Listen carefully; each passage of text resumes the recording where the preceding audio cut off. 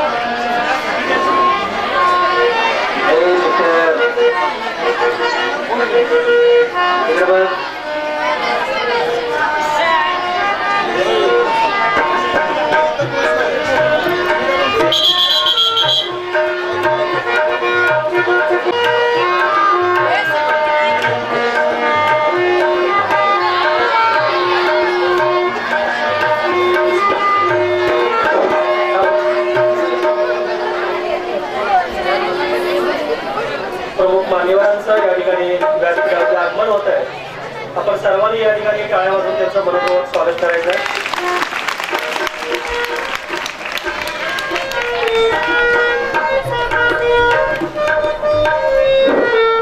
युवा जागृती प्रतिष्ठान तळेगाव आणि महात्मा गांधी विद्यालयाचे माजी विद्यार्थी यांच्या संयुक्त विद्यमाने या ठिकाणी राजमाता जिजाऊ आणि युवकांचे बलस्थान असणारे स्वामी विवेकानंद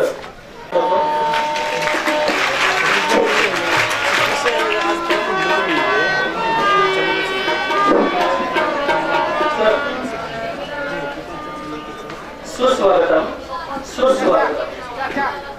युवा जागृती प्रतिष्ठान कडेगाव आणि महात्मा गांधी विद्यालय कडेगावचे राजमाता जिजाऊ व युवकांचे बलस्थान स्वामी विवेकानंद यांचा जयंती सोहळा या ठिकाणी संपन्न होतो आहे.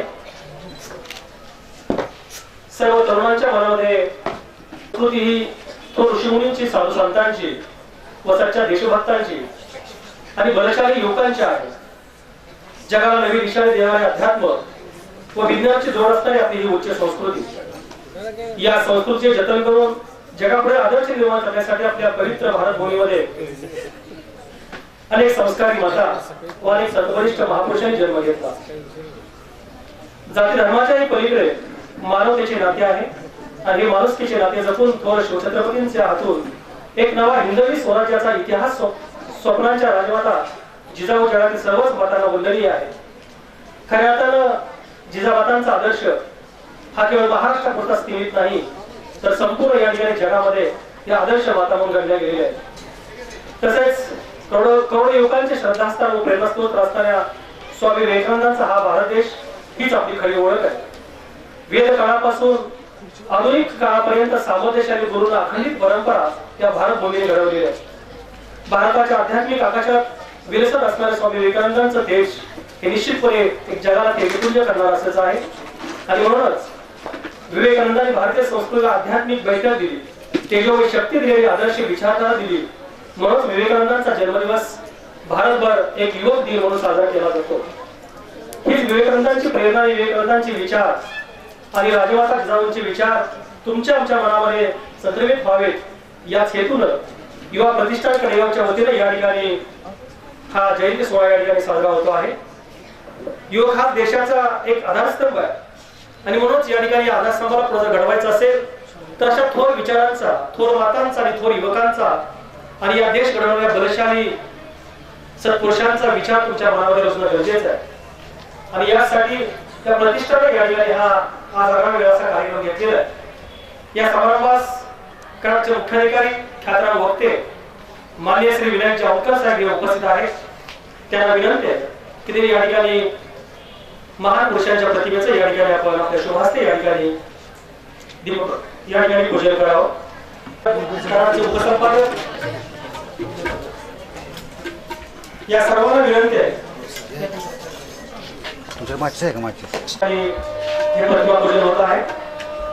या विद्यालयाचे मुख्याध्यापक सन्माननीय सुरेश जाधव, दैनिक तरुण कराडचे उपसंपादक सन्माननीय सुभाष देशमुख आणि शुभहस्ते या ठिकाणी प्रतिमा पूजन करण्यात येत आहे. सन्माननीय विनायक जावकर मुख्याधिकारी कराड नगर परिषद कराड, त्याबरोबर सन्माननीय या विद्यालयाचे मुख्याध्यापक आहे कर्नल भाऊ पाटील,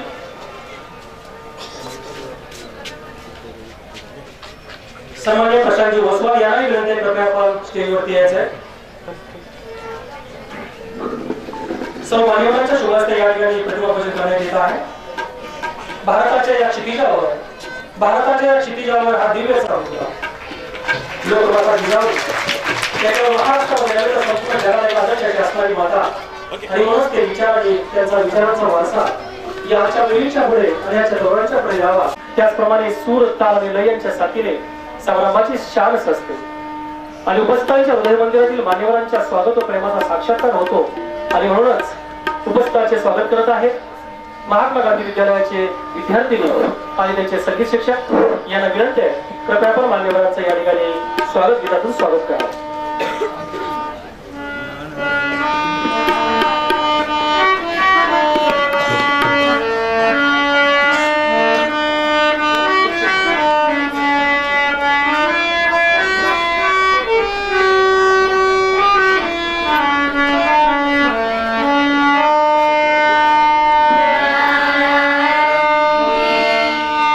प्रथम स्वरावा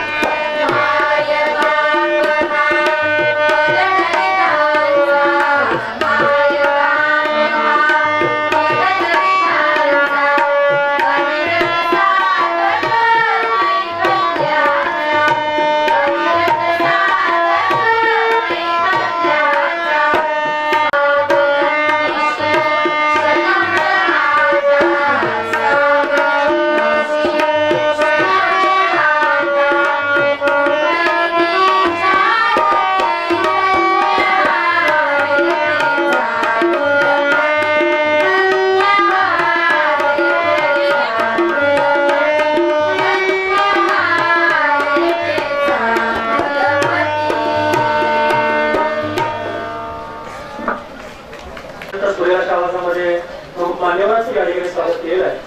त्याबद्दल महात्मा गांधी विद्यालयाच्या सर्व विद्यार्थ्यांनी आणि सगळी शिक्षकांना मनपूर्वक धन्यवाद. शब्द प्रमाण मारून शब्दाला जागणारे या ठिकाणी मुख्याधिकारी पाहिजेत अशा प्रकारे त्या जनतेने या ठिकाणी त्याला आपल्याचं केलेलं आहे. स्वामी विवेकानंद यांच्या विचारांचा वारसा समाजापर्यंत पोहोचवा. धन्यवाद देण्यात येत आहे.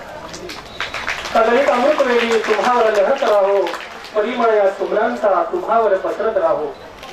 रिमझिम तो तुमच्या भोवती श्रावण गाऊन गाणे, रिमझिम तो तुमच्या भोवती श्रावण गाऊन गाणे, आषाढ नव्याचा तुम्हावर बरसत राहो. जन्मानिकेचं कार्य सातारा जिल्ह्यामध्ये कराड तालुक्यामध्ये खऱ्या अर्थानं तुम्हाला मला निश्चितपणे त्यांचा आदर्श वाटला असे व्यक्तिमत्व आहे. अत्यंत कमी वयामध्ये या पत्रकारितेमध्ये अत्यंत धडाडीनं असं लेखन करणारे, एक समाजाभिमुख लेखन करणारे, समाजाची जागृती करणारे आणि ज्या ज्या समाजातल्या घटकावरती अन्याय झाले अन्यायाला वाचा फोडणारं एक पत्रकारितेने तेजस्वी रूप म्हणून या ठिकाणी सुभाष देशमुख यांच्याकडे पाहिलं जातं. सुभाष देशमुख यांनी ज्या ज्या समाजातल्या तळागाळाच्या व्यक्तींच्यावरती अन्याय झालेला आहे त्या व्यक्तींना आपल्या शब्दांच्या मध्ये गुंफून या ठिकाणी पत्रकारितेतून न्याय मिळवून दिलेला आहे.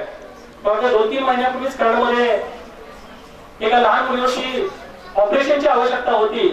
त्याची घरची अत्यंत गरिबीची परिस्थिती होती. अशा वेळेला त्या मुलीचं ऑपरेशन करणं हे अत्यंत क्रमप्राप्त होतं.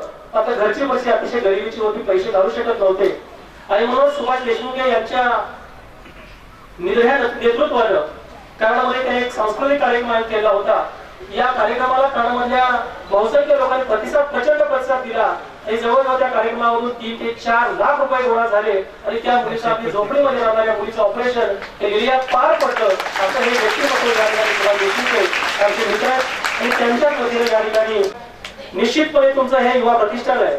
हे केवळ कडेगाव किंवा या तालुक्यापुरतं मर्यादित न राहता हे महाराष्ट्रापुरतं, महाराष्ट्राच्या बाहेर सुद्धा जायला वेळ लागणार नाही असं वेगळं कर्तृत्व आहे. आणि म्हणूनच या सुभाष देशमुख यांना तुम्ही घेतलं. तुमची जी स्वप्न आहे, तुमचं जे ध्येय आहे हे निश्चितपणे त्यांच्या कर्तृत्वानं पार पडलं असा माझा विश्वास आहे.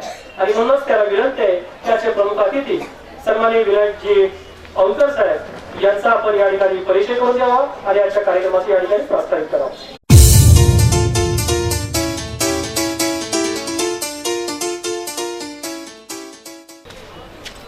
आणि कडेगावचं चरित्र आणि चारित्र ज्यांच्या हातामध्ये आहे या युवा जागृती प्रतिष्ठान, खरं तर सर ही नाव आम्ही यावर्षीच दिलं आणि ह्याची जी काय सगळी हे जे काही काम आहे ते काम आणि ही चळवळ उभा करण्यामध्ये ह्या सगळ्यांचा वाटा आहे.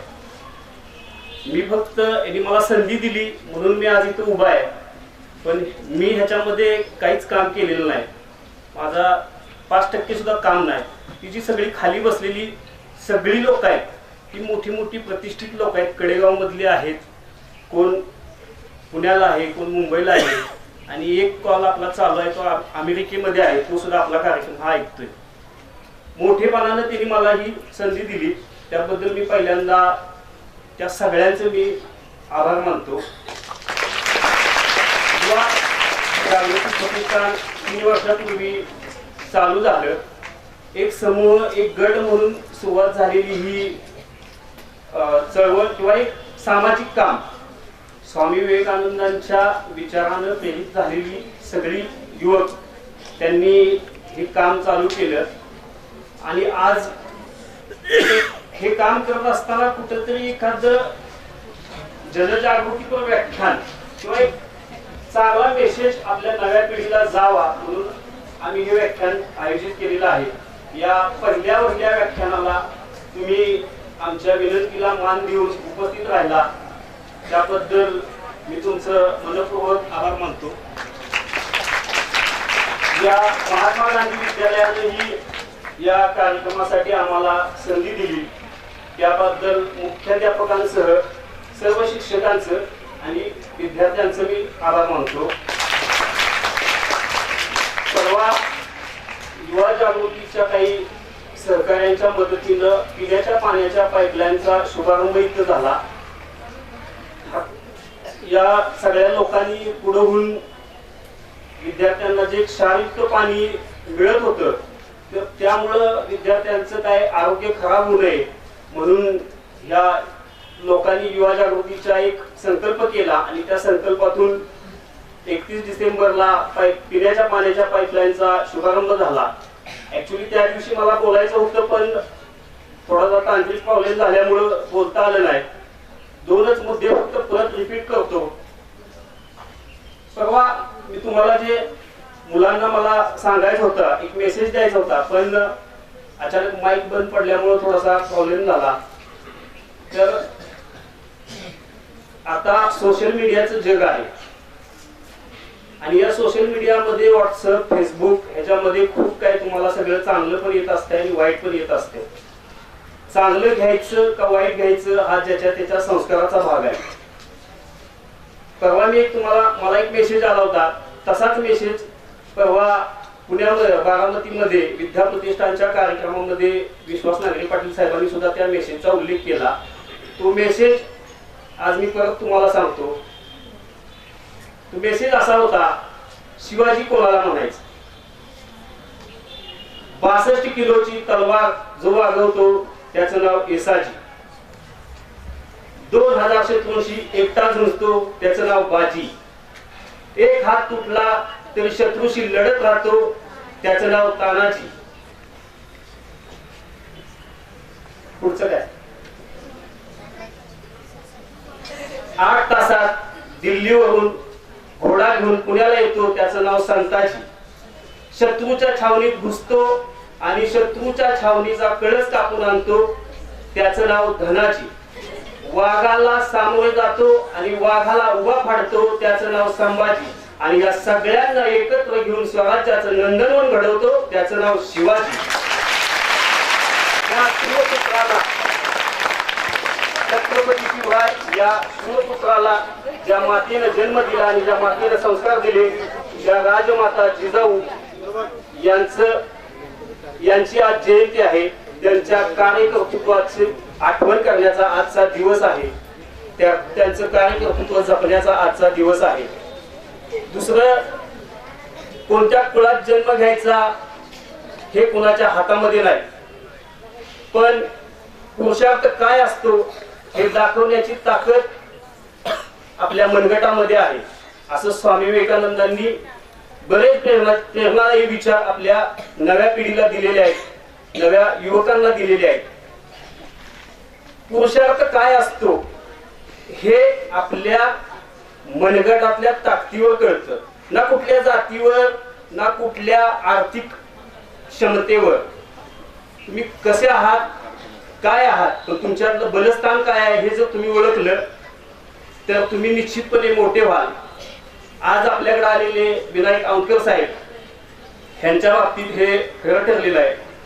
त्यांच्या मनगटात ताकद होती आणि त्या मनगटातल्या ताकदीवर त्यांनी भल्या भल्यांना पाणी पाजलं आणि जनतेचं चांगलं केलं.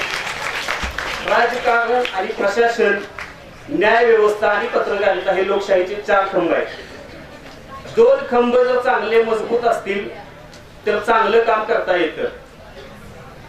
प्रशासन कसं चालवावं आणि कुणासाठी चालवावं ह्याच जिवंत उदाहरण आणि ह्याचं जर आपल्याला काम बघायचं असेल तर ती औंधकर साहेबांच्या कामाकडे बघितल्यानंतर कळतं. कराडमध्ये आल्यानंतर त्यांनी खूप चांगली कामं केली आणि खूप कामाचा सपाटा लावला. त्यांनी फक्त जनतेच्या हितासाठी कामं केली. एकच आठवण सांगतो, कराडमध्ये रस्त्याची कामं चालू आहेत आणि आमच्या एका पत्रकाराला रस्त्याचं काम जरा थोडस चुकीचं चाललंय असं दिसत होतं.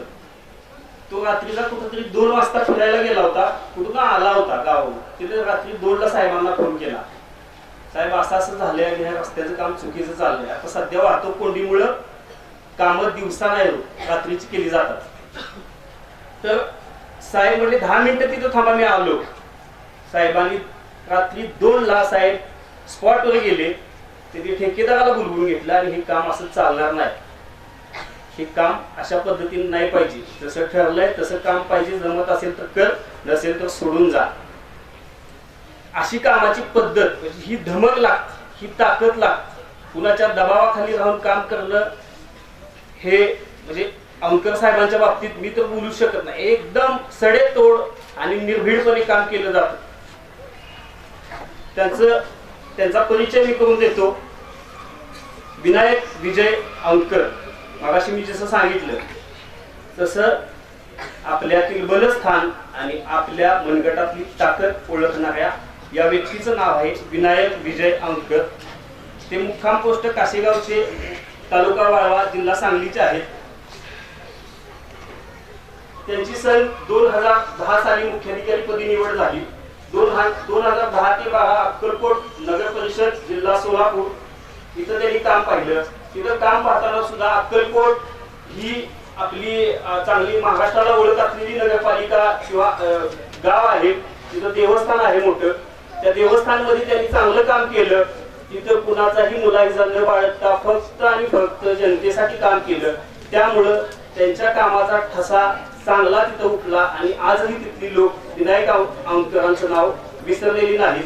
त्याच्यानंतर ते आळंदीला गेले. आळंदी नगर परिषदेमध्ये त्यांनी चांगलं काम केलं आणि 2016 पासून ते कराडला मुख्याधिकारी म्हणून रुजू झालेले आहेत. सामाजिक कामामध्येही त्यांचा चांगला ठसा आहे. प्रशासनात काम करता करता त्यांनी सामाजिक कामामध्येही आपला ठसा उमटवलेला आहे. महाविद्यालयीन जीवनापासून त्याची सुरुवात त्यांनी केलेली आहे. महाविद्यालयीन जीवनात परिवर्तन व्यसनमुक्ती संघटनेच्या माध्यमातून व्यसनमुक्ती चळवळीत सहभाग घेतलेला आहे. स्पर्धा परीक्षेच्या मुलांसाठी ते विशेष काम करतात. त्यांनी त्यांच्या गावामध्ये आता एक अकॅडमी चालू केलेली आहे. मोफत अकॅडमी आहे ती. आणि त्या मोफत अकॅडमीमध्ये मोफत वाचनालय आहे. अभिनय समुपदेशन योजना ते राबवतात. तिथं स्पर्धा परीक्षा मार्गदर्शनासाठी डिजिटल क्लासरूम आहे. हे सगळे पुरस्कार आणि मुख्यमंत्री शिष्यवृत्ती असे पुरस्कारांची यादी आहे. अजून बरेच पुरस्कार ह्याच्यामध्ये नोंद नाही. ते त्यांचं मोठं पण आहे. त्यांनी काल मला माहित नाही, पण भरपूर आता टिळक हायस्कूलला पण त्यांचा सन्मान झालेला आहे. तिथं त्यांना प्रेरणा पुरस्कारानं सन्मानित करण्यात आलं. अक्कलकोटला त्यांनी प्रशासकीय काम करताना आदर्श वार्ड योजना राबवली. आळंदी येथे तीर्थक्षेत्र विकास आराखडा विशेष कार्य केलं. शिस्त, पारदर्शकता आणि विधायक दृष्टिकोन या त्रिसूत्रीच्या आधारे लोकांची सेवा करण्याचा त्यांचा प्रयत्न आणि मानस आहे. दररोज पहाटे ते स्वतः एक अधिकारी असून सुद्धा दररोज पहाटे शहरातून स्वच्छतेची पाहणी करतात. कुठला अधिकारी तुम्हाला सकाळी दिसतो शहरातून पाहणी करताना? आपल्या भागात जर आपण फिरलो तर आपल्या लक्षात येईल.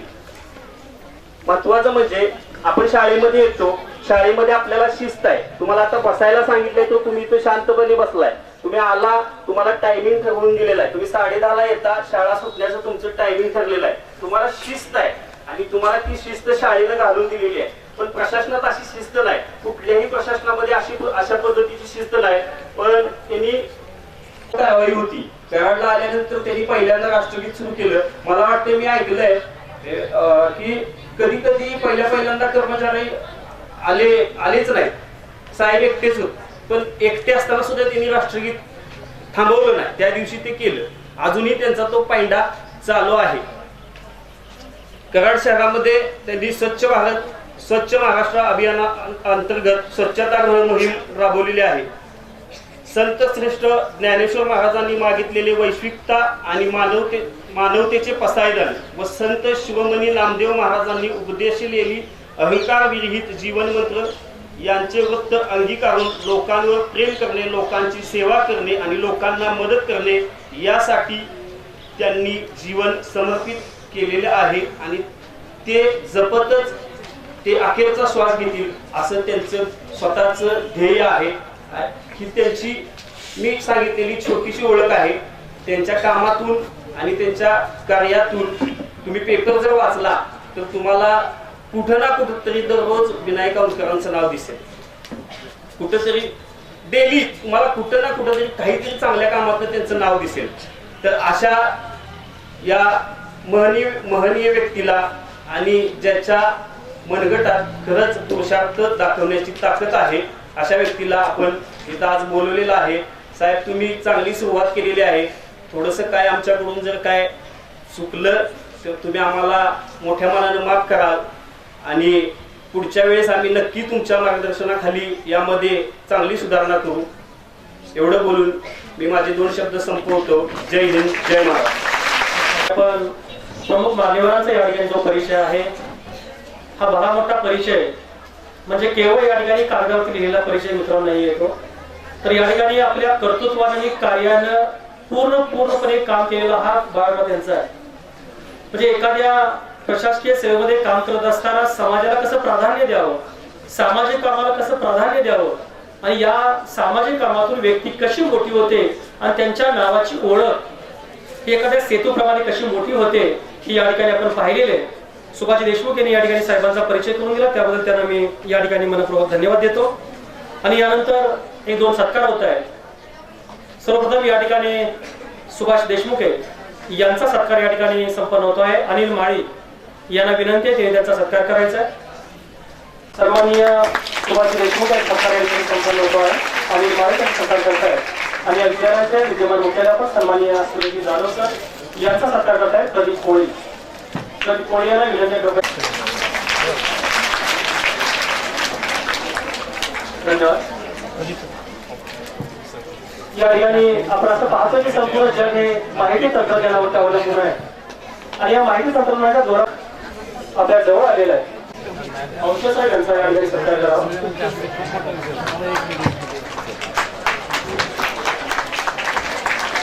यानंतर या ठिकाणी एका व्यवसायाचं या ठिकाणी उद्घाटन होत आहे.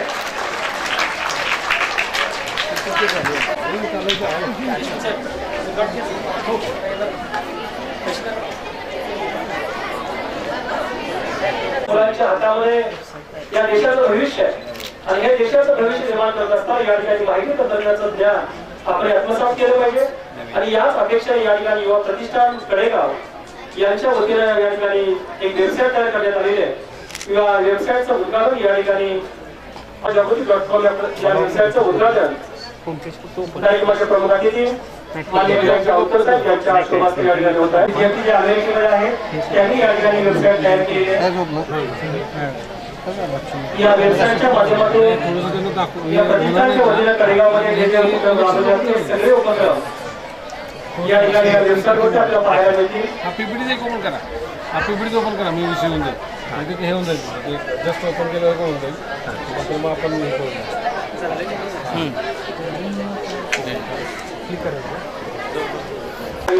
अभिनंदन करायचं आहे. 7 समुद्रापार पोहोचण्यासाठीचा हा जो प्रवास आहे हा निश्चितच सुंदर असा होईल अशी खात्री या ठिकाणी घेता येईल. यानंतर प्रमुख मान्यवरांचं बरोबर आपल्याला ऐकायचं आहे. आपण सर्वांनी या ठिकाणी शांतपणे बरोबर ऐकायचं आहे. विषय असतो म्हणजे भक्ती आणि बुद्धी महाराष्ट्राच्या सर्वांनी बंद आहे. परिश्रम आजच्या काळात युगधर्म आहे आणि त्यामुळे आपल्या श्रद्धा हा यशाचा राजवाड आहे.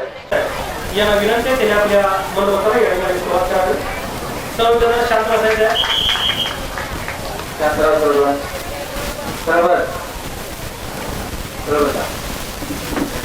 आता बिलकुल एकही शब्द तोंडातून बाहेर नसेल.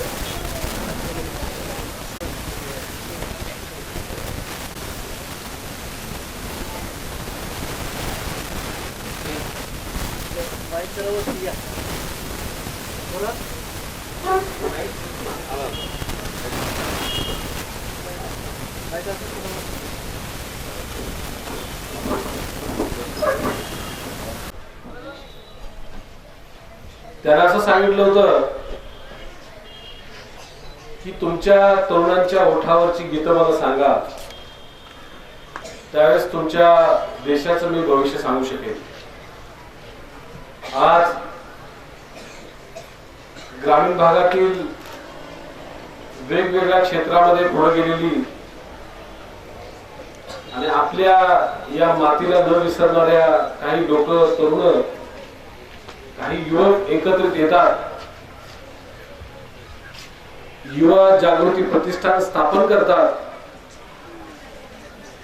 आणि आज युवा दिनाच्या पार्श्वभूमीवर युवक काय करू शकतो हे दाखवून देतात. म्हणजे सुरुवातीलाच आपण इथं बसलेल्या सगळ्यांनी मोठ्यानं टाळ्या वाजवून त्या लोकांचं अभिनंदन आपण केलं पाहिजे. आज राजमाता जिजाऊ आणि प्रेरणास्थान असलेले स्वामी विवेकानंद त्या गोष्टी सांगण्याबरोबरच तुमच्या व्यक्तिमत्वाचा विकास कसा केला पाहिजे आहे त्यासाठी स्वामी विवेकानंदांनी नेमकं काय सांगितलेलं आहे. तुमच्याकडे बसलेली जी लोक आहेत किंवा जी मुलं आहेत किंवा मुली आहेत, मी म्हणणार मी 5वीत आहे, मला काय लगेच काय गरज आहे उठायची जागायची, बरोबर आहे की नाही? मला काय आता लगेच देहाचा विचार करायची गरज नाही वाटत मला, किंवा मी आता कशाला देहाचं स्वप्न बघू असं वाटत असेल ना तुम्हाला की आपलं शाळा शिकवणे आपलं बरं झालं. पण मित्रांनो, एक उदाहरण आहे महाराष्ट्र, आधुनिक महाराष्ट्राची जी जडणघडण ज्यांनी केली त्या यशवंतराव चव्हाणांचं उदाहरण मुद्दामून तुम्हाला सांगतो. 4थीत असताना त्यांना एका त्यांच्या शिक्षकाने विचारलं होतं की तुला काय व्हायचंय. त्यात त्यांनी काय सांगितलं होतं, सगळीजण सांगत होते मला डॉक्टर व्हायचंय, इंजिनियर व्हायचंय, मला शिक्षक व्हायचंय, पण त्यांनी एकाच शब्दात सांगितलं मला यशवंत व्हायचंय. मित्रांनो, हेच वय आहे ज्या वयामध्ये तुम्हाला आता घडता येऊ शकेल. याच वयामध्ये तुमच्यावर चांगले जर संस्कार झाले तर निश्चितच तुम्ही स्वतःची जडणघडण, तुमच्या कुटुंबाची जडणघडण, तुमच्या शहराचा विकास, तुमच्या देशाचा विकास घडेल. मगाशी माझी ओळख करून सांगताना एक मुद्दा सांगितला होता की मी सकाळी राष्ट्रगीत म्हणतो. तुम्ही शाळेत सगळे राष्ट्रगीत म्हणत असाल, बरोबर आहे की नाही? कुठल्या शासकीय कारणात ऐकले का राष्ट्रगीत चालू असतं ते? 26 जानेवारी, 15 ऑगस्ट आणि 1 मे सोडलं तरी कधी राष्ट्रगीत आपण म्हणत नाही. पण मुद्दाम मी सकाळी रोज म्हणायचो, कारण 2 कारण आहेत. एक म्हणजे लोक वेळेवर ऑफिसला येतील, 10 वाजता बरोबर वेळेवर ऑफिसला येतील, बरोबर आहे की नाही? आपल्या इथं राष्ट्रगीत त्यासाठी असतं, मुलांनी राष्ट्रगीत चुकवायचं नाही. नाहीतर आम्ही अशीच आमची शाळा होती आणि शाळेत असं तुम्ही बघितलं गेट लांब असतं, मुद्दाम ग्राउंड लांब असतं, म्हणजे लोक कोण येते दिसावं. उशिरा आले की मग त्याला काय असतं, शिक्षा असते. त्यामुळे ते वेळेत यावं हे एक महत्वाचं कारण. आणि दुसरं काय तर देशभक्ती. मला सांगा, देश म्हणजे काय आहे? देश म्हणजे असं आहे का एक डोंगर आहे किंवा एक मातीचा गोळा आहे त्याला घडवायचा आहे असं काय आहे का? नाही. देश म्हणजे तुम्ही आणि लक्षात घ्या. तुम्ही ज्या शाळेत जाताय त्या शाळेमध्ये जर शिकून चांगले झालात, मोठे झालात, आज ही जी युवा जागृती प्रतिष्ठानची लोक आज अमेरिकेमध्ये बसून, लंडन मध्ये बसून, वेगवेगळ्या देशामध्ये बसून हा कार्यक्रम करण्यासाठी धडपडतायत, हा कार्यक्रम बघण्यासाठी धडपडतात. ते कुणासाठी हो? मला सांगा, त्यांना नोकरी आहे व्यवस्थित, त्यांचं घर व्यवस्थित आहे ना? पण ते कशासाठी करतायत? ते तुमच्यासाठी करतायत. आणि ते का करतायत? तर त्यांना प्रेरणा येते स्वामी विवेकानंदांची. म्हणून त्यांचं एक वाक्य आहे, उठा. उठा म्हणजे काय हो? आपल्याला माहिती आहे, माणूस उठा कधी म्हणतो? झोपेत असेल तर, बरोबर आहे की नाही? झोपेत असेल तर माणसाला उठवायचं असतं. उठायचं म्हणजे काय? आता जे स्वामी विवेकानंद सांगतायत, उठा. उठा म्हणजे काय?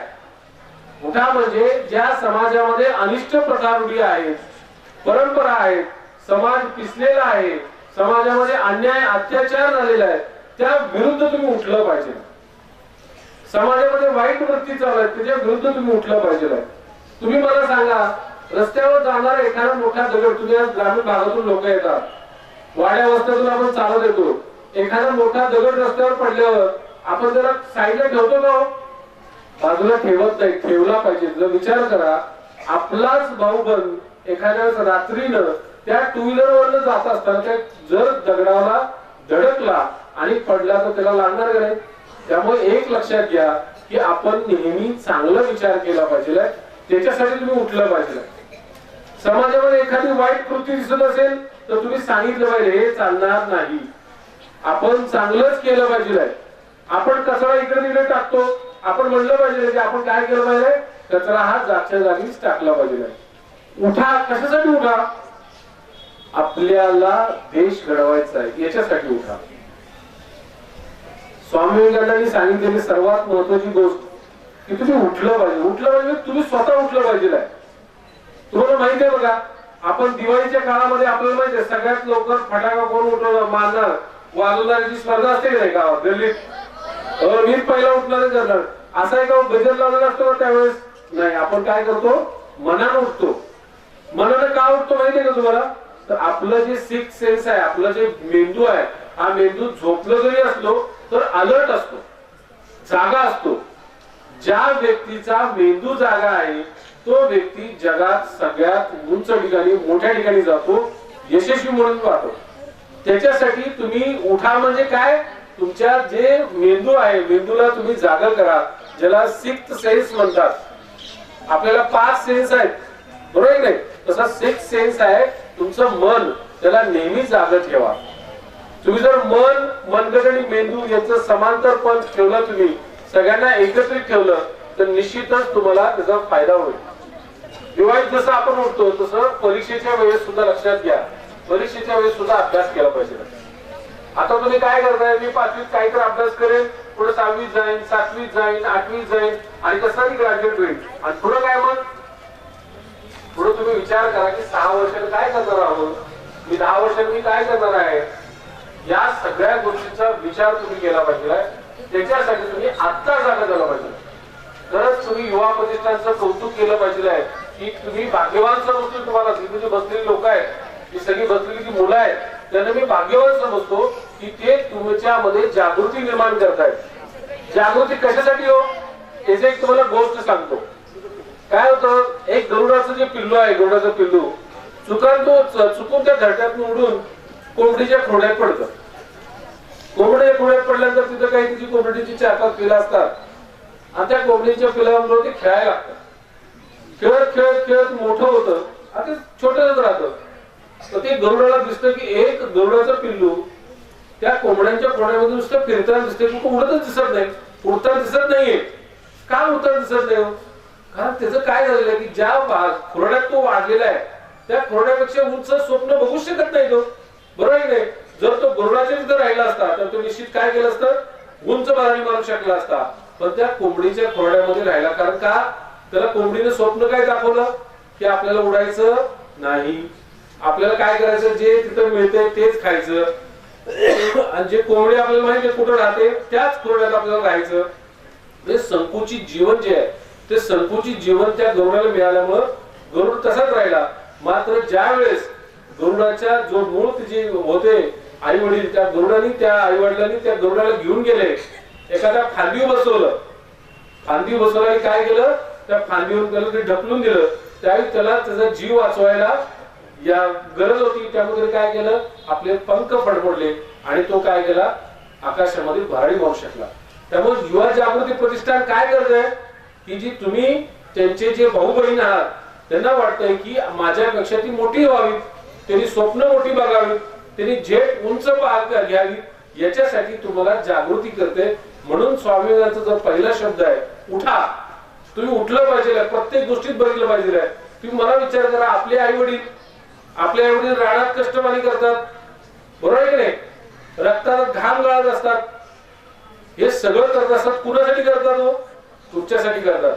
त्याची जाणीव आपण ठेवली पाहिजे. कारण आपल्या आई वडिलांनी जे आपल्याला संस्कार केलेले आहेत, आपले शिक्षक आपल्याला शिकवतात, ते कधीही विसरलं नाही पाहिजे. दुसरं विवेकानंद म्हणतात की जागे व्हा.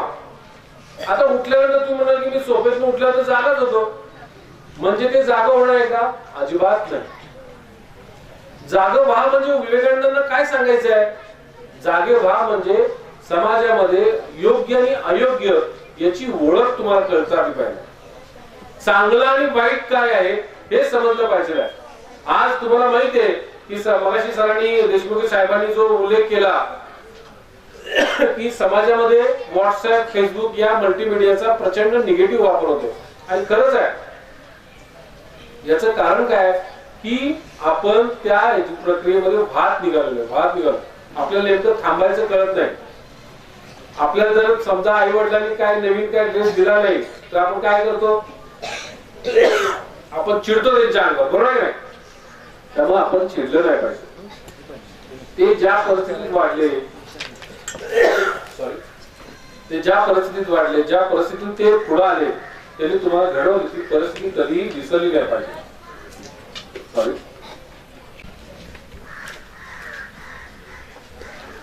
त्यामुळे काय करायचं आहे, जागं व्हायचं आहे. जागा कुठल्या कुठल्या गोष्टीतून व्हायच्या आहे? सर्वात महत्वाचा आपला विवेक जागा केला पाहिजे. तुम्ही विवेक म्हणणार की माझ्या शेजारी बसलेला पोरगा म्हणजे विवेक, असं नाहीये. विवेक म्हणजे काय मला सांगा. विवेकाची एक साधी व्याख्या तुम्हाला सांगतो, याला विवेक म्हणतात. मला सांगा हो, तुम्हाला भूक विकत घेता येते का? पण जेवण घेता येतं ना. मला सांगा कॉट विकत घेता येते का? कॉट विकत घेता येते का? पण झोप विकत घेता येते का? मग विचार करा, हा विवेक आहे. ज्या गोष्टी आपण आपल्यामध्ये निर्माण करू शकतो, आपल्याला ओळखू शकतो, तो जे आहे ते जे आपण मिळवू शकतो त्याला विवेक म्हणतात. स्वामी विवेकानंदांनी काय सांगितलं सर्वात महत्वाचे, सगळ्या गोष्टींमध्ये तुमचा आत्मा जो आहे, ज्याला सोल म्हणलं जातं इंग्लिश मध्ये, तो जागा ठेवा, तो जागृत करा. नाहीतर आपण काय करतो, कुणी काही सांगितलं की आपण त्या प्रक्रियेत वाहून जातो. जसं सांगल तसं आपण खोटी नाटी गोष्टी ऐकतो, छोटे छोटे चोरी करतो, घरातल्यांचं ऐकत नाही, शिक्षकांना खोटं बोलतो. हे बऱ्याच गोष्टी आपण निगेटिव्ह करत असतो, त्या अजिबात करू नका. चांगल्या गोष्टी करा. तुम्ही चांगलं केलं ना, तुमचं निश्चितच चांगलं होणार. दुसरा गोष्ट, विवेकाबरोबर जागे होण्यासाठी संघर्ष करावा लागेल. निश्चितच त्रास आहे. मला असं आहे का, तुमच्यातलं कोण एखादं त्याच्या वडिलांचं हेलिकॉप्टर आहे आणि या महात्मा गांधी विद्यालयात त्याला सोडलं जातं, असं आहे का? अजिबात नाही. काय करावं लागतं, सकाळी आपली शाळेची बस, जी बस आहे आपली एसटी टायमिंगची बस असते, नाही तो आम्ही येणार म्हणून थांबणार का कोणाला? अजिबात थांबत नाही. आपल्याला माहिती आहे 7 ला शाळा, समजा 8 ला शाळा असेल तर 7 ला बस आपल्याला असते. त्या बस मध्ये तुमच्या एकट्यासाठी जागा असते का? सगळी गर्दी करून जाता तुम्ही. मग ते गर्दीतून यायचं, त्या एसटी स्टँड वरून चालत इथं परत यायचं आणि अभ्यास करायचा. हा पण संघर्षच आहे ना, बरोबर नाही? हा संघर्ष तुम्ही अभ्यासात दाखवला पाहिजे. अभ्यासात काय होतं की आपण जाऊन दे, जेवढं मिळते तेवढं मार्क्स मिळव, अजिबात नाही. चांगले मार्क्स मिळवण्यासाठी प्रयत्न करा. लक्षात घ्या, या वेळेस जर तुम्हाला संघर्ष करावा लागला, त्रास करावा लागला, तर तुम्ही पुढे चांगलं यश मिळाल. याची एक गोष्ट सांगतो तुम्हाला, तुमच्या माहितीतली एक गोष्ट सांगतो तुम्हाला. हे माहिती आहे की सुरवंटातून फुलपाखरू तयार होतं बघा, ती गोष्ट तुम्हाला सांगतो. एकदा काय झालं की शाळेमध्ये आपल्या इथे जसे प्रयोगशील शिक्षक आहेत, त्या शिक्षकांना स्टँडवर एक सुरवंट बघितला त्यांनी की त्या कोशातून फुलपाखरू बाहेर येत होतं. निम्म फुलपाखरू बाहेर आलं होतं, बरोबर आहे? आपल्याला माहिती जास्तीत 15 ते 20 मिनिटांमध्ये ते बाकीचं फुलपाखरू बाहेर येणार आणि ते उडून जाणार. मग ते शिक्षक काय करतात, ते कोश घेतात आणि शाळेतल्या वर्गाच्या खोली प्रयोगशाळेच्या ह्याच्यामध्ये आणतात आणि ते टेबलवर ठेवतात. टेबलवर ठेवतात सगळ्यांना म्हणतात, हे बघा कुणीही कोशाला हात लावायचा नाही. सगळ्यांनी काय करायचं, फुलपाखरू बाहेर कसं येतं ते फक्त बघायचं, बाकी कुणी हात लावलं नाही. तुम्हाला कळेल कसं फुलपाखरू बाहेर येतं. झालं. आणि शिक्षकाला माहित असतं की 20-25 मिनिटांमध्ये काय होणार, फुलपाखरू ते बाहेर येणार आणि काय होणार, उडून जाणार. मग शिक्षक बाहेर जातात. मग तुमच्यातली जी लोक मुलं आहेत त्यातले एक संवेदनशील विद्यार्थी असतो, तो येतो आणि काय करतो, तर एवढंच तर फुलपाखरूला बाहेर यायचं आहे म्हणून जातो आणि कोश फाडतो. कोश फाडल्यानंतर काय होतं, साहजिकच फुलपाखरू त्यातलं बाहेर आलं, फडफडायला लागलं आणि मरून गेले. 15-20 मिनिटं झाली, शिक्षक आले, बघताय तर कोश फाटलाय आणि फुलपाखरू मेलेलं आहे. असं व्हायला नाही पाहिजे, निसर्गात असं नसतंय. तर त्यावेळेस ते विचारतात की कसं काय झालं बाबा हे. मग ते मुलं सांगतात की यानं कोश फाडला. तर त्याला बोलवतात शिक्षक. तर शिक्षक म्हणतात, काय म्हणा तू का कोश फाडलास? तर ते म्हणले की सर, त्या एवढंच तर अंतर बाहेर यायचं होतं त्याला, त्याचा त्रास मला अजिबात बघवला नाही. म्हणजे त्याला किती कष्ट करावं लागत होतं, तो किती संघर्ष करत होता बाहेर यायला, पण त्याला त्रास खूप होत होता, तुम्हाला बघवलं नाही. म्हणून मी म्हणलं त्याला थोडी मदत करावी आणि त्याचा कोश फाडावा. झालं. शिक्षक म्हणले, अरे असं नाही, लक्षात घे की जेवढं त्याला त्या कोशातून बाहेर यायला त्रास सहन करावा लागेल, जेवढा तो कष्ट करेल, जेवढा तो संघर्ष करेल, तेवढं त्याच्या पंखामध्ये बळ येणार आहे. आणि जेवढं त्याच्या पंखामध्ये बळ येईल तेवढं तो आकाशामध्ये उंच भरायला मारू शकणार आहे. आणि मित्रांनो, आपल्या आयुष्यामध्ये हे असंच आहे. आपण जेवढं आत्ता कष्ट करू, आत्ता संघर्ष करू, आत्ता त्रास सहन करू, तेवढं तुमच्या पंखामध्ये बळ येणार आहे आणि आकाशामध्ये उंच भरायला मारू शकणार आहे. मित्रांनो, ऑलिम्पिक मध्ये येणारे जे गोल्ड मेडल मिळवणारे खेळाडू असे आहेत का हो, की एकदम पहाटे स्वप्न पडलं आणि लगेच गोल्ड मेडल मिळेल असं आहे का? नाही. त्याला काय करावं लागेल? सातत्यपूर्ण प्रयत्न करावे लागेल, संघर्ष करावा लागेल, प्रामाणिकपणे काम करावं लागेल. आज तुम्ही मला सांगा, आपल्या शाळेत किती वेळ असतात? 5-6 तास असतात ना शाळेत, बरोबर की नाही? 6 तास 9 तास शाळेत तुम्ही मला समजा आपल्या एकूण दिवसाचे 24 तास असतात. बाकीच्या वेळेस कुठे असतात? तुम्ही घरी असतात. 9 तास तुमचे आई वडील तुमच्यावर विश्वास टाकतात की माझा मुलगा माझी मुलगी शाळेत जाईल, शिकेल आणि मोठी होईल.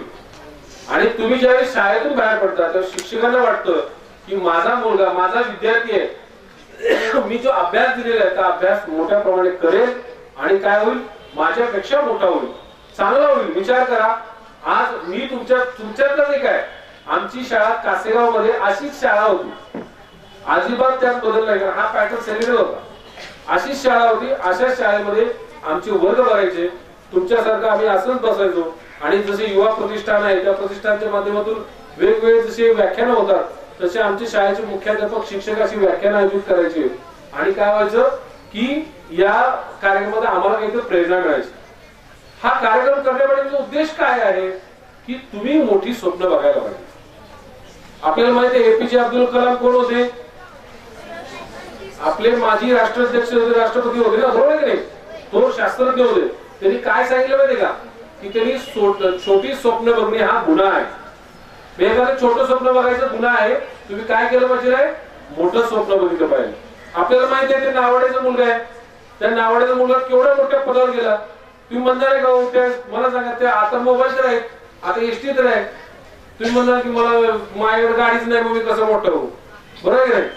असं चालतंय का? नाही. माझ्याकडे मोबाईलच नाही मग मी कसं मोठं होऊ? काही नाही. हे लक्षात घ्या, या सगळ्या भौतिक गोष्टी आहेत. तुम्ही संघर्ष केला पाहिजे. तुम्ही संघर्ष जेवढा कराल तेवढं तुम्ही पुढे गेला पाहिजे. आता विवेकानंदांनी जागे व्हा कशासाठी सांगितलं? त्याचं जे 4थं मूल्य आहे ते मानवतावाद. मानवतावाद म्हणजे आता हे मोठा वर्ड आहे, तुम्हाला ऐकला असेल सगळ्यांच्याकडे, म्हणजे त्याची व्याख्या माहित नाही. मानवतावाद म्हणजे काय? प्रत्येकाला माणुसकीच्या नात्याने वागवलं पाहिजे. तो गरीब असो, श्रीमंत असो, कुठल्याही जातीचा असो, कुठल्याही धर्माचा असो, त्याला आपला नेहमी मित्र मानला पाहिजे. अजिबात त्याला शत्रू मानला. तुम्ही आता बघितलं काय होतं, एखाद्याला काय चिडवलं की काय करतो आपण? त्याला गचून धरतो, त्याला मारायला सुरुवात करतो, बरोबर की नाही? अजिबात असं केलं नाही पाहिजे. त्याला काय फायदा आहे का? अजिबात फायदा नाही. त्याला काय आहे? तोटा आहे. लक्षात घ्या.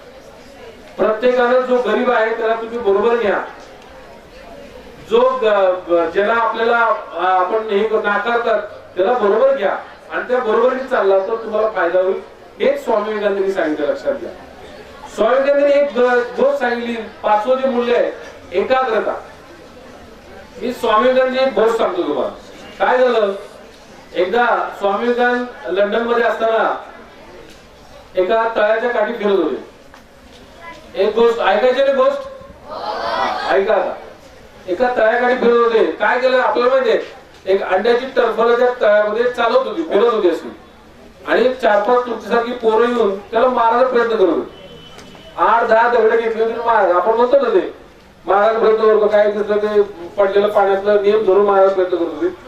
त्याला लागतच नव्हतं. विवेकानंद बघून त्यांच्याकडे हसले. विवेकानंद काय केलं, त्या लोकांच्या मुलांच्या बघून हसले. मुलांना त्याचा राग आला. तुम्ही साहजिकच आहे, हे काय तुम्हाला मारताना हात तुला जमतंय का बघ म्हणून मदत करत नाही. मग तसंच त्या मुलांनी सांगितलं तुम्हाला जमतंय का बघा म्हणले. विवेकानंदांनी काय केलं नाही, दगड घेतला एका आपल्या ग्रामीण भाग एका टिपेला त्याला उडवला. बरोबर आहे? त्याला उडवलं. मुलांनी सगळं घाबरवून काय नाही, तुम्ही काही नियम नाही, काय नाही धरला, काय नाही, एकदम तुम्ही कसं एका धडक्यात उडलं. त्याचं कारण काय? त्यांनी सांगितलं म्हणजे मी पाणी बिणी वगैरे नसलो नाही. मी काय केलं, फक्त ते टर्फल बघितलं दिलं उडवून. आपण काय करतो, आपण अभ्यास करतो, इकडे ह्यो काय करतो, तो काय करतो, ह्यो काय वाचतोय, तो काय वाचतोय, बरोबर नाही? असंच करत असतो नाही. अजिबात तसं करायचं नाही. आपण काय करायचं, आपल्याला जे शिक्षक सांगतात त्या शिक्षक सांगतात त्याप्रमाणे अभ्यास केला तर निश्चितच तुमचा पहिला नंबर येईल. मला एक गंमत म्हणून तुम्हाला प्रश्न विचारायचा, उत्तर द्या मला. तुम्हाला सांगा, शाळेमध्ये तुमच्या पहिल्या येणार कोणतं असेल, बरोबर आहे की नाही? आणि नापास होणार असेल. मला सांगा की शाळेत पहिला येणारा विद्यार्थी आणि नापास येणारा विद्यार्थी याच्या मेंदूमध्ये काय फरक आहे का? मग असं आहे का की पहिला येणारा विद्यार्थी मेंदू मोठा असतो आणि नापास होणाऱ्या पोराचा मेंदू छोटा असतो, असं काय आहे का? मोठ्या बिंदूवर काय म्हणतो आपण, जड बुद्धीचा म्हणतो. तसं नाहीये. त्याचं कारण असं आहे की जे पहिले येणारी मुलं असतात, जे पास चांगल्या मार्काने पास होणारे असतात, ते काय करत असतात, अभ्यास प्रामाणिकपणे करत असतात, कष्टाने अभ्यास करत असतात. जे शिक्षक तुम्हाला होमवर्क सांगतात त्या होमवर्क त्या पद्धतीने करत असतात. हे त्याचं वैशिष्ट्य आहे. त्यामुळं विवेकानंदांनी सांगितलेली जी एकाग्रता आहे, ती एकाग्रता, प्रामाणिकपणा आणि नंतरचं मूल्य काय सांगतात विवेकानंद, सातत्यपूर्ण अभ्यास करा. सातत्यपूर्ण अभ्यास करा म्हणजे काय, आपल्याला माहिती आहे एक तास जरी अभ्यासाला बसलो, आता तुम्ही इथे बसले, एक तास जरी बसलोय आपण, लगेच वळवायला लागतो बघा, आहे की नाही? असं अजिबात नाही. अभ्यास करताना सुद्धा एक तास बसला की कंटाळा येतो का नाही कंटाळा? तसं करू नका. लक्षात घ्या, सातत्यपूर्ण अभ्यास करा. आपला अभ्यास झाल्याशिवाय उठायचं नाही. तुम्हाला एक उदाहरण सांगतो. अजित जोशी म्हणून होते, अजित जोशी साहेब होते. अजित जोशी आता कुठे आहेत माहितीये का? हरियाणामध्ये जिल्हाधिकारी आहेत. ते आपल्या इकडचेच आहेत, आपल्या भागातले. किंवा तुम्हाला श्रीनिवास पाटील साहेब माहिती आहेत, ते सिक्कीमचे राज्यपाल आहेत, ते IAS होते. ही लोक काय करायची माहितीये का, की शाळेतल्या वर्गातनं शिकवल्यानंतर, बघा मी काय म्हणतोय, शिकवल्यानंतर आपलं काय लक्ष असतं सांगा, शाळेच्या घंटेची वाटच बघत असतो आपण बाहेर पडायला. पण तसं ते करत नव्हते. लक्षात घ्या, शाळेमध्ये शिक्षकांनी जे शिकवलेलं आहे, घंटा वाजवली तरी त्या वर्गातच बसायचे आणि त्या वर्गामध्ये जे शिकवले त्याचा अभ्यास करायचा, रिव्हिजन म्हणतात, त्याचे पुनरुज्जाळणी करायचे, ते वाचायचे आणि मग पुढे घरी जायचे. कारण लक्षात घ्या, आपलं ध्येय महत्वाचं आहे. आज तुम्ही विचार करा की तुमच्या बरोबर असणारे जे तुमचे मित्रमंडळी आहेत, 10 वर्षांनी कुठं असतील. जर तुम्ही प्रामाणिकपणे अभ्यास केला तर निश्चितच तुम्ही आज युवा जागृती सारख्या प्रतिष्ठानची जी मुलं आज अमेरिकेमध्ये आहेत, वेगवेगळ्या हुद्द्यावर आहेत, तिथं तुमच्यातली काही लोक असतील. तुम्ही विश्वास नगरे पाटलांचं नाव ऐकलंय का? ते विश्वास नगरे पाटलांसारखा माणूस आज जसा IPS आहे, तशी तुमच्यातली लोक IPS होतील, जिल्हाधिकारी होतील, जिल्हा पोलीस प्रमुख होतील, वेगवेगळ्या मोठ्या पदांवर काम करतील. आणि जी अभ्यास करणार नाही ती काय करतील? अभ्यास करणार नाही ती काय करतील? बांगलादेश जातील का नाही? त्यामुळे लक्षात घ्या की तुम्ही अभ्यास केला पाहिजे. निश्चितच आता आपण शेवटच्या टप्प्यात येतोय की ध्येयसिद्धी झाल्याशिवाय थांबू नका मित्रांनो. आता ध्येयसिद्धीसाठी मी एक छोटीशी गोष्ट सांगणार आहे, अगदी शेवटची गोष्ट आहे. ध्येयसिद्धी करायची म्हणजे काय करायचं ही गोष्ट आहे. स्वामी विवेकानंदांनी त्यांच्या एका पुस्तकामध्ये ही गोष्ट लिहून ठेवली होती. त्या गोष्टीचा विषय आहे, एक 2 मिनिटं एक गोष्ट तुम्हाला गोष्ट सांगायची आवडेल ना तुम्हाला? गोष्ट आहे का? एक महान तत्ववेत्ता होता सॉक्रेटिस, ज्याला भविष्यवेत्ता पण म्हणायचे. त्या सॉक्रेटिसची कथा आहे. सॉक्रेटिस तुम्हाला माहिती आहे की या भागात एखादा अधिकारी झाला किंवा कोण मोठा झाला तर त्या लोक घरी जातात आणि म्हणतात माझ्या मुलाला लावा किंवा तुमच्या मुलाच्या पुस्तकं मला द्या, अभ्यास करायला द्या, मी पुढे जाईन, माझा मुलगा पुढे जाईल, मोठा होईल तुमच्यासारखं. मग असं सगळे जात असताना सॉक्रेटिस कडे 3-4 मुलं गेली, तुमच्यासारखी 3-4 मुलं गेली आणि सॉक्रेटिसला म्हणली, सॉक्रेटिस मलाही भविष्यवेत्ता व्हायचं आहे, मी काय करू सांग? तर सॉक्रेटिस म्हणतो की आता प्रामाणिक मुलगा दिसतोय, खालची पुस्तकं घेऊन वाचून ये म्हणतो. पण ते म्हणतो साहजिकच आहे, पुस्तकं वाचतो, परत 8 दिवसांनी येतो, म्हणतो नाही याच्यापेक्षा मला चांगलं ज्ञान पाहिजे. तो विद्यार्थी काय म्हणतो, मला याच्यापेक्षा चांगलं ज्ञान पाहिजे आहे. मग सॉक्रेटिस त्याची परीक्षा घेतलं होतं, बघतो खरंच तो प्रामाणिक आहे. प्रामाणिक आहे म्हटलं मग काय करतो की त्या मुलांना म्हणतो की बाबा तुम्ही काय करा, या अख्ख्या कपाडातली सगळी पुस्तकं घेऊन जा, एवढीच माझ्याकडे पुस्तक आहे, जास्त पुस्तक नाही. ते विद्यार्थी चिकाटीचे असतात, ते काय करतात, सगळी पुस्तकं घेऊन जातात आणि परत महिने 1.5 महिने येतात, म्हणतात सॉक्रेटिस तुझ्यापेक्षा मला महान तत्ववेत्ता व्हायचं, सांग मी काय करू?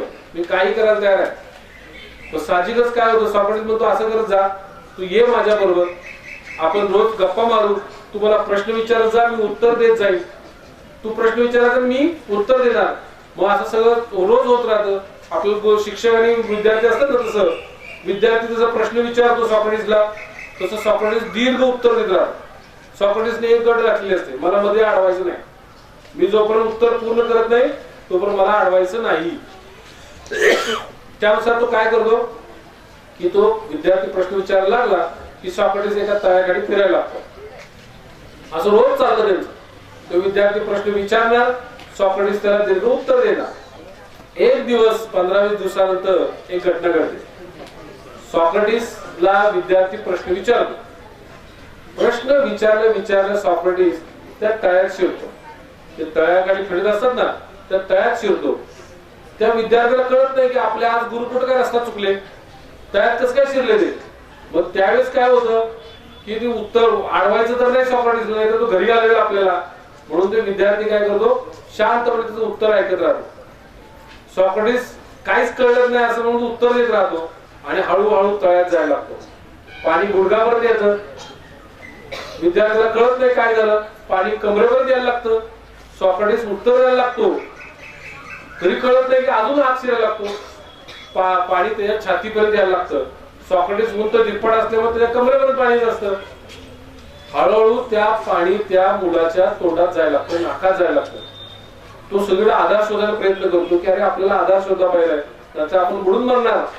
तो इकडे तिकडे आधार शोधायला प्रयत्न करत असताना सॉक्रेटिस लक्षात येते ह्याचं आपल्याकडे लक्ष नाही. तर तो काय करतो, त्याचं मुंडकं घेतो, पाण्यात बुडवतो. आपल्याला माहिती आहे जास्त 40-45 सेकंद आपण पाण्यात बुडून राहू शकतो, ज्याला प्रॅक्टिस आहे तो.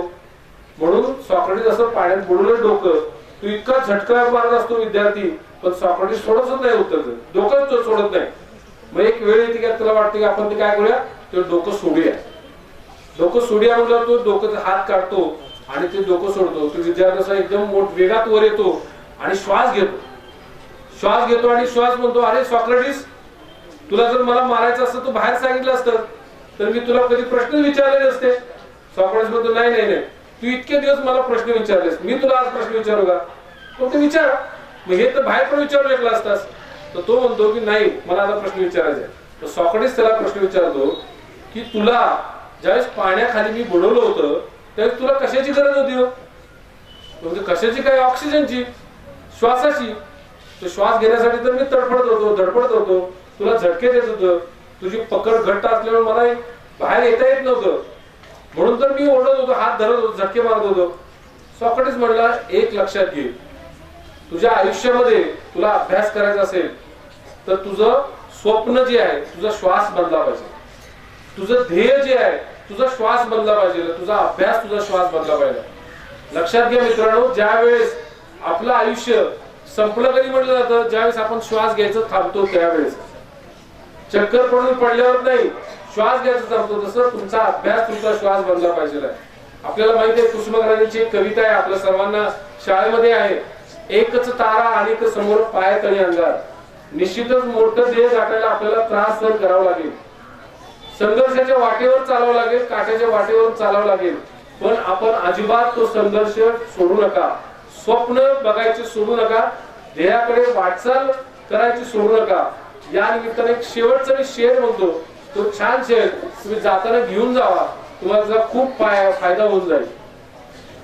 मंजिलें उन्हीं को मिलती है, मंजिलें उन्हीं को मिलती है जिनके सपनों में जान होती है.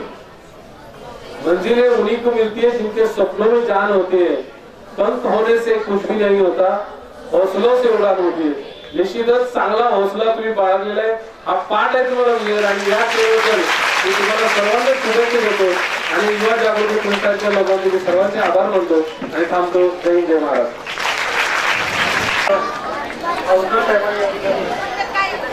आपल्या शब्दातून या ठिकाणी तुमच्यामध्ये प्रेरणा जागवती अशा प्रकारचं व्याख्यान दिलं आहे. त्याच्या व्याख्यानाचा एकच संदेश मी तुम्हाला सांगेन की असे जगावे छाताडावर, असे जगावे छाताडावर आव्हानांचे लावून अंतर, असे जगावे छाताडावर आव्हानांचे लावून अंतर. नजर रोखुनी नजरेमध्ये, नजर रोखुनी नजरेमध्ये आयुष्याला द्यावे उत्तर, नजर रोखुनी नजरेमध्ये आयुष्याला द्यावे उत्तर. पाय असावे जमिनीवर, पाय असावे जमिनीवर कवेत अंबर घेताना, हसू असावे ओठावरती काळीच काढून देताना, हसू असावे ओठावरती काळीच काढून देताना. मित्रांनो, आयुष्याच्या शेवटी आपण कसं जगावं हे सांगताना गुरु ठाकूर असं म्हणतात, संकटाने ठणकावून सांगावे, संकटाने ठणकावून सांगावे, या ताब्यात नजर रोखुनी नजरेमध्ये आयुष्याला द्यावं उत्तर. मित्रांनो, जर आपल्याला जगायचं असेल तर एक वेगळी कीर्ती आपल्या मनामध्ये पाहिजे, वेगळा ध्येय पाहिजे, विश्वास पाहिजे. आणि या विश्वासाच्या जोरावर जर तुम्ही जगला तर आयुष्यामध्ये कधीही आपण अयशस्वी होणार नाही, असा संदेश या ठिकाणी साहेबांनी आपल्याला दिलेला आहे. त्याबद्दल आपल्या सर्वांच्या वतीनं त्यांना मी मनपूर्वक धन्यवाद देतो. आणि यानंतर शेवटचं आभाराचं कार्य या ठिकाणी या युवा प्रतिष्ठानचे विश्वस्त सन्माननीय सुभाषजी देशमुख साहेब यांना विनंती करतो त्यांनी या ठिकाणी आभार मानावे. आभार मानण्यापूर्वी युवा जागृती प्रतिष्ठान यांच्या वतीनं आणि महात्मा गांधी विद्यालय यांच्या अमूल्य अशा सहकार्यानं हा कार्यक्रम झाला. या कार्यक्रमासाठी साहेब आपला वेळात वेळ काढून उपस्थित राहिले त्याबद्दल आमचे जे युवा प्रतिष्ठानचे मार्गदर्शक आहेत अभिजित पवार, ते सध्या अमेरिकेमध्ये आहेत. त्यांचे वडील इथं उपस्थित आहेत पवार सर. त्यांच्या हस्ते मुख्याधिकारी विनायक अंकर साहेबांना स्वामी विवेकानंदांची प्रतिमा भेट देण्यात येत आहे. पवार सरांना विनंती आहे त्यांनी या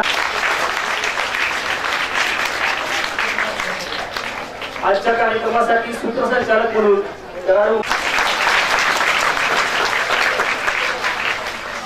आभार प्रदर्शनाचं काम माझ्याकडे आलेलं आहे. बोलताना ते आज एका मोठ्या उद्योगावर असताना त्यांच्या माग कामाचे व्याप असताना सुद्धा ते आपल्या विनंतीला मान देऊन इथं उपस्थित राहिले. काही मुलं साहेब बोलत असताना चुळबुळत होती, बोलत होती, त्यांचं लक्ष नव्हतं इकडं. होतं असं, आमचंही व्हायचं. फक्त एकच गोष्ट सांगतो आणि मी आभार प्रदर्शनाचं काम संपवतो. एक बेडकांचं गाव होतं आणि त्या बेडकांच्या गावामध्ये एक शर्यत लागती. त्या गावात एक डोंगर होता, त्या डोंगरावर चढायचं. भला मोठा डोंगर होता. सगळी बेडकं त्या डोंगराखाली जमतात. जे मगाशी बोलत होते त्यांनी ही गोष्ट नक्की आहे का? तर स्पर्धा चालू होती, परीक्षक जमतात, सगळी बेडकं त्या पायथ्याशी येतात आणि सगळी चुळबुळतात. पण ही कसं काय चढायचं, ही लय मोठा आहे बाबा, आपले काही काम नाही, चला घरी जाय. त्यातली निम्मी घरी जातात, नको म्हणतात काही गरज नाही. काही जण म्हणतात चला बघूया, जमलं तर जमलं, जाऊया. चालू होती स्पर्धा. काही निम्म्यापर्यंत जातात, परत मागं फिरतात, नाही बाई काय आपल्याला जमायचं नाही, लय मोठा डोंगर आहे. परत काही आणखी वर जातात, परत कमी होतात मुलं, नको नको म्हणतात चला जाऊया घरी, काय आपल्याला जमायचं नाही. एकच बेडूक फास्ट पुढे निघालेला असतो. तो जातो, पुढं जातो, पुढं जातो, पुढं जातो, शेवटच्या टप्प्यावर जातो डोंगराच्या आणि तो जिंकतो. तो जिंकल्यावर खाली आल्यानंतर त्याचा सत्कार होतो. सगळी बेडकं त्याच्या आई वडिलांना विचारतात की अरे ही कसा काय ह्यो एकटा वर गेला, ह्याला काय म्हणजे काय कसा काय ह्यो गेला, तुम्ही काय ह्याला खायला घालता? त्याची आई म्हणती की त्याला ऐकायला येत नाही, तो बाहेर आहे.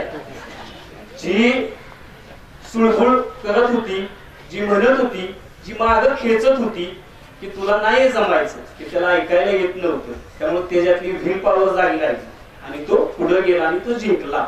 तुमचं तसंच आहे.